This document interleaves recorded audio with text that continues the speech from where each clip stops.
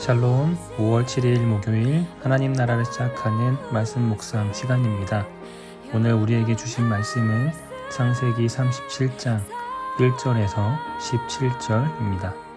젊은 산누리 강현수 집사님께서 말씀을 읽어주시겠습니다. 하나님의 말씀을 경청하십시오.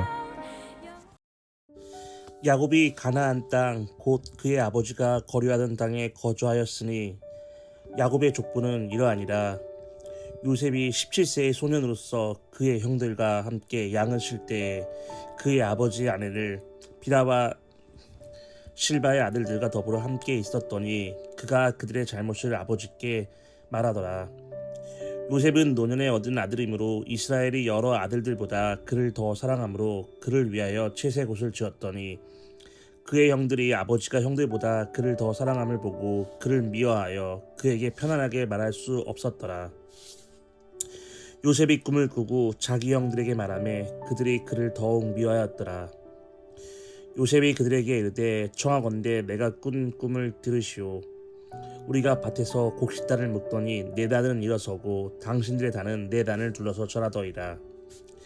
그의 형들이 그에게 이르되 내가 참으로 우리 왕이 되겠느냐, 참으로 우리를 다스리게 되겠느냐 하고 그의 꿈과 그의 말로 말미암아 그를 더욱 미워하더니 요셉이 다시 꿈을 꾸고 그의 형들에게 말하여 이르되 내가 또 꿈을 꾼즉 해와 달과 11별이 내게 절하더이나 하니라.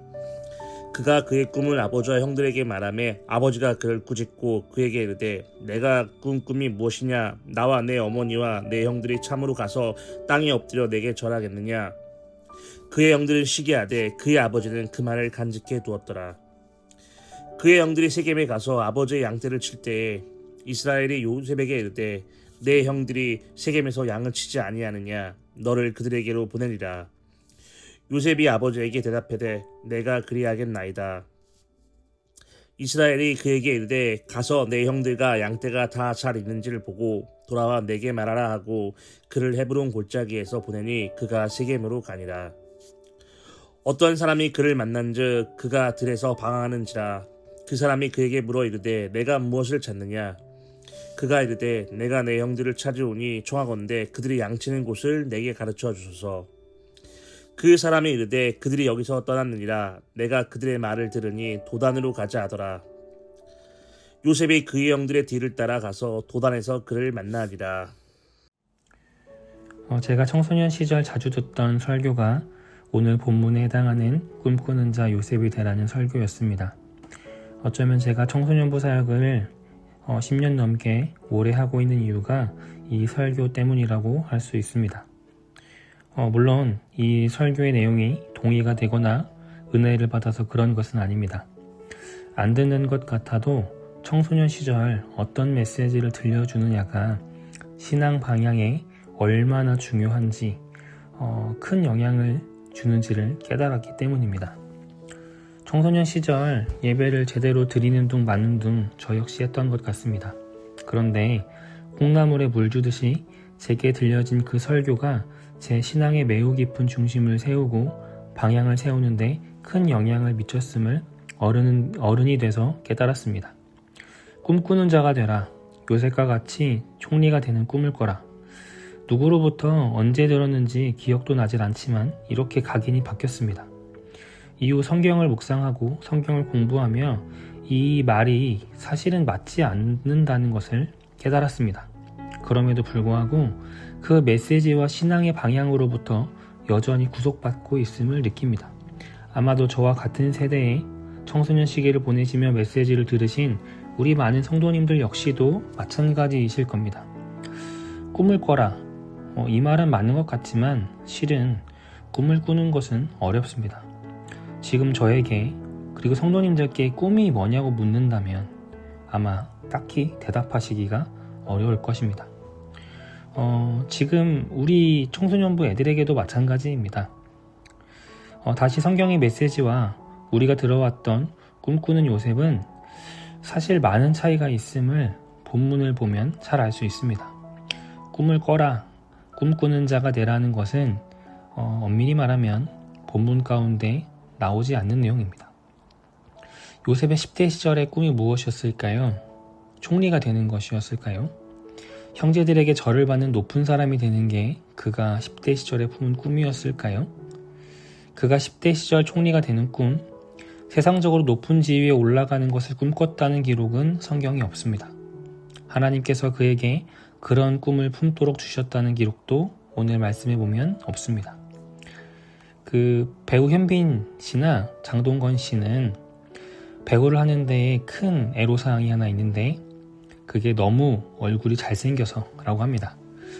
너무 외모가 뛰어나기 때문에 늘 연기력 논란이 같이 따라다닌다고 합니다. 얼굴이 잘생겨서 배역을 맡는데도 제한적이라고 합니다. 그런데 요셉이 이와 비슷합니다. 그가 총리가 됐다는 이유로 항상 그에게만큼은 그의 믿음과 신앙이 곧 사회적인 성공과 높은 지위에 오르는 것으로 오해받습니다. 마치 그가 이것을 목적으로 꿈을 꾸고 하나님을 믿어온 것으로 여겨집니다. 아마 현빈 씨만큼이나 요셉도 억울할 것 같습니다. 성경에 등장하는 많은 믿음의 사람들 중에 요셉과 비슷한 명성과 지위를 얻은 사람도 꽤 있습니다. 오히려 더 큰 페르시아 제국에서 총리를 한 다니엘도 있고 왕비가 된 에스더도 있고 심지어 이스라엘을 통일한 왕이 된 다윗도 있습니다. 그런데 우리가 다윗을 이야기하며 사회적인 성공을 말하지 않습니다. 다니엘을 생각하면서도 그의 순결한 믿음을 총리직과 연결시키지 않습니다. 그런데 오직 요셉만은 그의 믿음과 은혜를 성공과 명성, 지위를 얻는 것으로 생각합니다. 그러나 그는 그런 꿈을 꾼 적이 없습니다. 성공과 안정이 그의 삶의 목표였다면 그는 보디발 장군의 집에서 그렇게 충실히 일하지도 않았을 것이고 그 아내의 유혹을 거절할 이유도 없었습니다. 그가 감옥에 갇혀서는 더더욱 삶의 의미를 찾고 성실히 그 바닥에서의 삶을 살 이유가 없었습니다. 그의 꿈과 목표가 총리였다면 그 꿈과는 늘 정반대로 향하는 삶의 과정에서 성실하게 살기보다는 절망과 좌절 속 무너져 버렸을 것입니다. 창세기 39장에 보면 2절에 이렇게 말씀합니다. 여호와께서 요셉과 함께 하심으로 그가 형통한 자가 되어 그의 주인 애굽 사람의 집에 있으니. 23절에 보면 간수장은 그의 손에 맡긴 것은 무엇이든지 살펴보지 아니하였으니 이는 여호와께서 요셉과 함께 하심이라.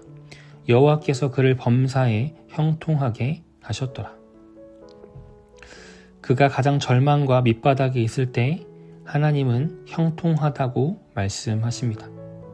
형통하다, 쉽게 풀어 말하면 일이 잘 된다는 뜻입니다.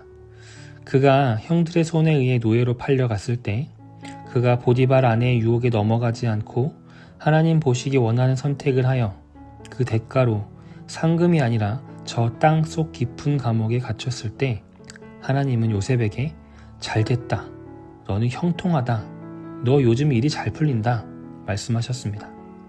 따라서 요셉의 별명은 꿈꾸는 자 요셉이 아니라 형통한 자 요셉으로 바뀌어야 한다고 생각합니다. 그의 삶을 통해 보여주신 믿음의 사람의 모습은 높은 자리를 성취하는 사람이 아니라 그 삶이 궁핍하든 혹은 넉넉하든 절망 속에 있든 세상의 성공의 자리에 있든 그 어디든 하나님 안에 있다면 그 삶이 복되고 형통한 삶이라는 그 믿음을 가진 사람이 바로 요셉이었습니다. 이것은 그의 입으로도 직접 확인할 수 있습니다. 창세기 50장 2절에 보면 당신들은 나를 해하려 했으나 하나님은 그것을 선으로 바꾸사 오늘과 같이 많은 백성의 생명을 구원하게 하시려 하셨다. 그는 그가 꾸었던 이 꿈이 자신을 높은 자리에 올라가게 해서 자신의 형제들을 발 아래에 두고자 함이 아니라 자신을 통해 자신의 형제들을 비롯해 세상의 모든 만민들을 구원하는 역할로 쓰고자 하심이 하나님의 이 꿈의 이유였다고 고백합니다. 사랑하는 성도님들, 요셉은 총리가 되는 것을 꿈꾸지 않았습니다. 자신의 형제들을 발 아래 두는 것을 꿈꾸지도 않았습니다. 그는 주어진 자리가 어디든 늘 하나님과 친밀한 교제 가운데 있던 사람이었습니다. 그리고 하나님께서는 그를 통해 일하셨습니다. 그를 높은 자리에 올리시는 것이 목적이 아니라 하나님과 형통한 요셉을 통해 세상과 그의 민족을 구원하시는 것이 하나님의 뜻이었습니다. 그리고 요셉을 통해 그 뜻을 이루셨습니다. 오늘 우리가 꿈꾸는 자 요셉이 아니라 형통한 자 요셉, 하나님의 뜻이 이 땅에 우리를 통해 이루어지는 복의 통로로서의 요셉, 이런 자들이 우리가 되기를 소망합니다. 이 아침 이것을 바라고 기도하시며 함께 이 아침 묵상으로 나아가시면 좋겠습니다. 기도하겠습니다. 거룩하신 하나님, 우리의 소망이 요셉이 올라간 높은 자리가 아니라 그와 함께 하신 하나님, 하나님을 통해 누린 형통함이 되길 원합니다. 누군가를 발 아래에 두는 것을 꿈꾸지 않고 우리를 통해 하나님의 뜻이 이 땅 가운데 이루어지기를 소망하는 주의 자녀들 되게 하옵소서. 예수님의 이름으로 기도드립니다. 아멘. 오늘 내 말 말씀 사연은 우리 강현수 집사님의 사연입니다. 안녕하세요. 3-8순 강현수입니다.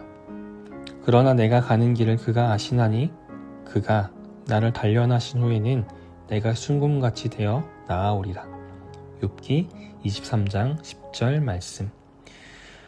대학을 졸업하고 입사한 회사에서 20년간 근무를 하다가 작년 가을에 퇴사하고 6개월 정도 시간이 지난 것 같습니다. 매일 아침 알람 소리에 일어나서 사무실 방향으로 출근했었는데 이제는 더 이상 가지 않아도 된다는 게 처음 몇 주는 어색했지만 이제는 내가 회사를 언제 다녔었지? 라는 먼 과거의 일로 기억되고 있습니다. 혼자만의 시간이 많이 있기에 제 삶을 뒤돌아보면 제가 생각하고 준비했던 계획한 삶으로 지금까지 살아오지는 않았던 것 같습니다. 다시 새로 뭔가를 시작한다는 게 저를 주저하게 만들지만 어떤 모습으로 주님께서 단련될지 기대하며 용기 내어 시작하려고 합니다. 오늘 함께 듣고 싶은 찬양은 나의 하나님입니다. 네, 이렇게 사연 보내주셨는데요. 노예로 팔려 막막한 길을 걷는 요셉과 함께 하신 그 하나님께서 우리 강현수 집사님의 새로운 걸음에도 함께 하실 것이라고 믿고 그 은혜를 구합니다. 오늘 신청해 주신 찬양 들으시며 더 깊은 묵상으로 나아가도록 하겠습니다.